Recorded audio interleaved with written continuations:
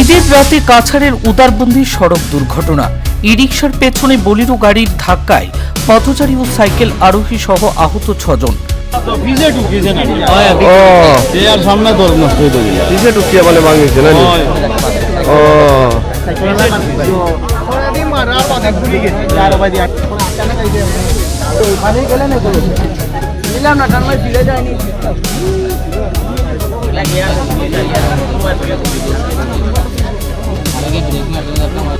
বৃহস্পতিবার ঈদের রাতে উদারবন্দের 5 মাইল এলাকায় একটি সড়ক দুর্ঘটনায় পথচারী ও সাইকেল আরোহী সহ মোট 6 জন আহত হন।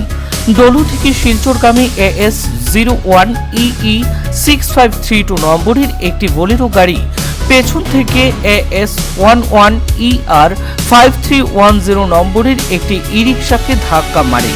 এর ফলে ই রিকশাটি নিয়ন্ত্রণ হারিয়ে রাস্তার পাশে থাকা কয়েকজনের সঙ্গে সংঘর্ষে জড়িয়ে পড়ে।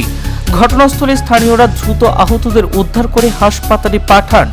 আহতদের মধ্যে উদারবন্দের করুইকান্দি এলাকার বাসিন্দা রাপন উদ্দিন বড় লস্করকে উন্নত চিকিৎসার জন্য শিলচর মেডিকেল কলেজ ও হাসপাতালে স্থানান্তর করা হয়েছে।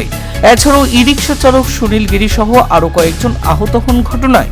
ঘটনার খবর পেয়ে উদারবন থানার পুলিশ ঘটনাস্থলে পৌঁছে উদ্ধার কাজে অংশ নেয় এবং দুর্ঘটনাগ্রস্ত দুটি গাড়ি জব্দ করে থানায় নিয়ে যায়।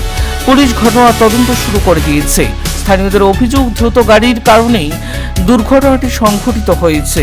ঈদের রাতে এই ঘটনায় এলাকা জুড়ে উদ্বেগের পরিবেশ সৃষ্টি হয়েছে।